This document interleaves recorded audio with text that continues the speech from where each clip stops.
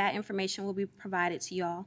And then I have some questions that I would like to direct to Mr. Kopersky, just to clarify some things that we received emails about. Mr. Kopersky, can you explain what's the district role as it relates to policies that are in place? The superintendent is your chief executive and administrative officer. The school board adopts the policies, and the superintendent and his staff have to implement those policies. That's a very high-level answer. I can give you more specifics if you Yes, would you please provide a little bit more detail regarding. the Bluest Eyes? There have been some concerns about the district not following its own policy and to make the superintendent follow the policy. So I think it's important for people to receive some clarification on that. Sure. And I know Mr. Hendrick, in his presentation, did a very good job of reciting the law. And I will probably repeat some of that, but where we are right now in the state of Florida in this environment, we have always had, and if you don't mind, Mrs. Edmond, I'll give a little bit of a background and then get to your question there. But we've always had statutes that related to instructional materials.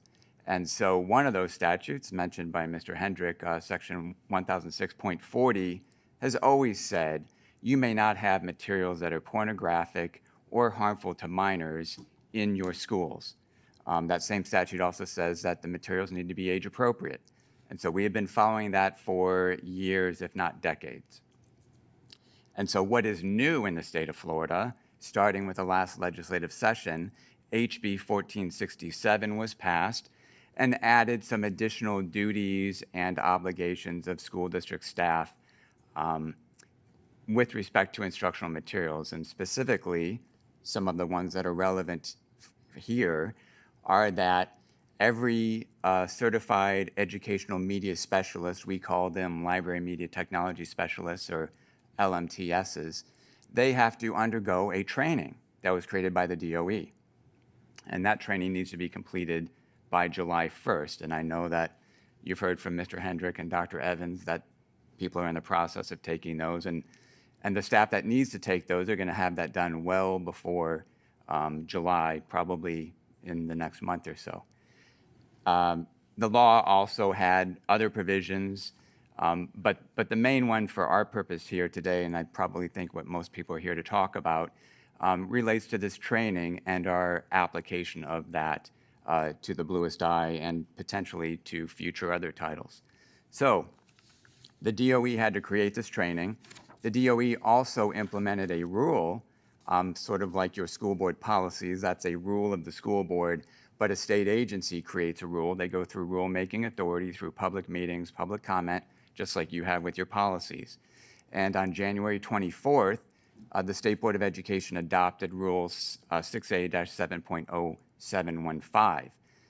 That rule talked about the training, but it also did something that the state board rarely does, and that incorporated by reference the actual training that people are to take. So it's not uncommon over years that we have legislation passed.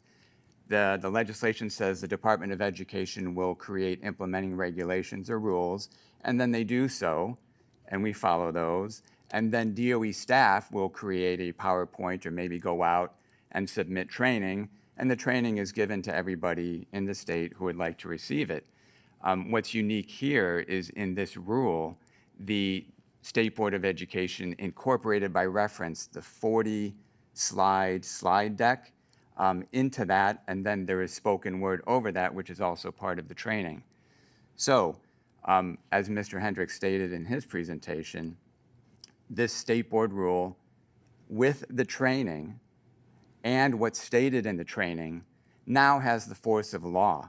Whereas in prior years, you might say, well, that's an employee of the DOE who did a training in Orlando and we heard it, but we're not sure what it means, but we're just going to look and implement the rule and the statute in our own district. What's different here is this now has the force of law, right? And so we need to follow the law, and as you've heard before, the the training and what's stated in the training says you need to err on the side of caution. They gave the example of it being read at a public meeting.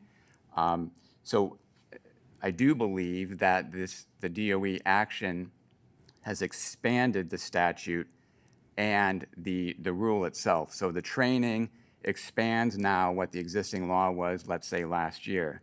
You couldn't have materials that were pornographic or harmful to minors, and those are defined. The training now says, in addition to materials that are pornographic or harmful to minors, you might have other materials that are inappropriate for students. So it's almost as if it's creating a third category, and then it's defining that through an example of reading materials aloud at a public meeting. And so we now have to follow that because, as I said, that has the force of law at this point. And so we are now, and I have been in frequent contact with Mr. Hendrick and his staff about the application of this, but we are now having to apply this new law, and I say it's a new law, but the new interpretation of the law by the DOE, which has the force of law, we've got to apply that in our district like we haven't had to do in the past years. So people may disagree with the state board's action, but that is irrelevant to our duty to follow it. And so for those of you who've been on the board for a couple of years, we've seen this movie before, right? We have had state board rules, we've had executive orders, we've had emergency orders during the pandemic. And my advice now is what it was then, that we should follow those dictates of law because those are all, in a generic sense, law. And so we need to follow that law unless and until it is changed by the state board or it's overruled in a court of law. And so with that sort of a little bit more fleshing out of some of the comments that Mr. Hendrick made, getting to your point, now the implementation of that law by the superintendent and his staff, that does contain some discretion because still this is somewhat ambiguous, if not very ambiguous, and so there is room for interpretation. And one district may say that this title should be removed, and another district may say that it should not be removed. So there is some implementation, but I have advised the superintendent and his staff to follow the law that says to err on the side of caution and to use the examples that are given in the state board training, since that has the force of law. So to the question and the statement that has been made, the allegation that somehow the district or the school board is not following its own procedures, I would disagree with that statement, and here's why. You did adopt a policy, and most of this portion of the policy that is at issue here was not really even changed by the school board in January at the second reading. So what the policy says in policy 2510 is that if a parent or a resident of the county would like to formally challenge a title in a library in one of our schools, they may fill out a form and go through a process to challenge that. So you can see here, I'm a visual person and I don't get to do too much of that up here, but you can see that the policy here talks about that. So you fill out the form and then there are committees that meet. So in the case of the Bluest Eye, the person who challenged it was offered the opportunity to fill out the form and she declined. Therefore, the rest of the policy did not become implicated and those committees did not meet. And so where does that leave us then? Does that mean that there can never be a review of those materials?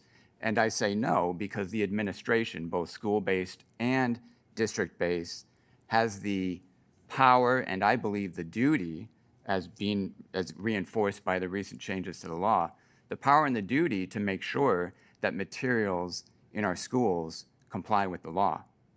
And so if somebody doesn't fill the form out, does that mean that the district, a principal or Dr. Evans or somebody else in the district cannot review the materials to make sure they are compliant with the law?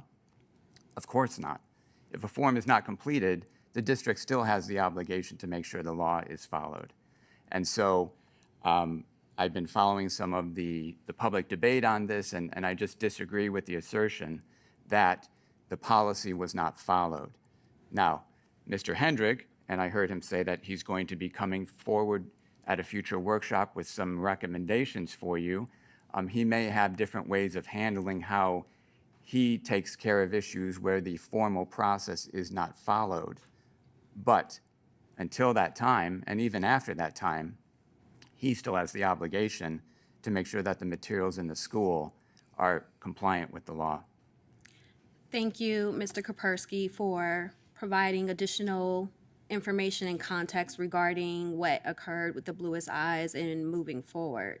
It's appreciated because sometimes you have to hear it twice, maybe 3 times, maybe 4 times, because I do know that Dr. Evans, when he was providing his explanation of the removal of Bluest Eyes, he shared some of the things that both Mr. Hendrick and you mentioned today. So I believe in making it plain, and I think you made it very clear today, as well as incorporated some of the feedback that we've seen in the media.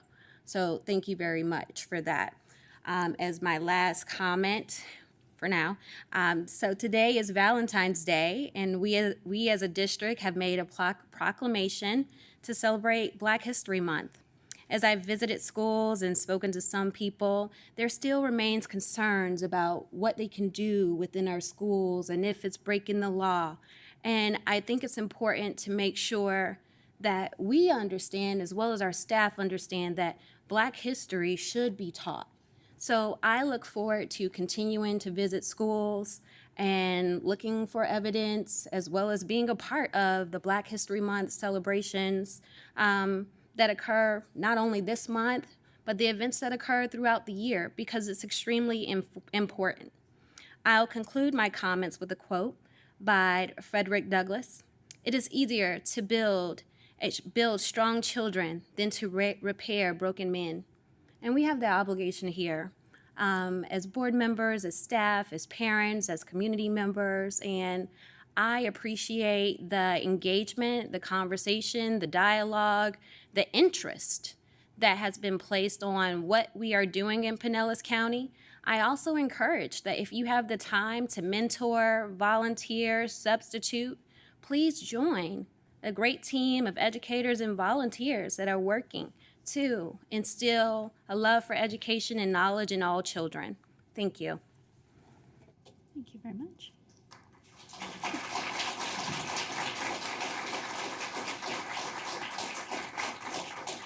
Thank you. Ms. Meyer. Yes, good morning and happy Valentine's Day to everyone here.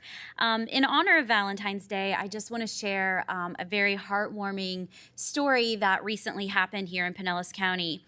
A teacher here in Pinellas County, an elementary school teacher, came to school recently and found one of her students' parent had actually cut the toes off of the front of his shoes because he'd grown out of them.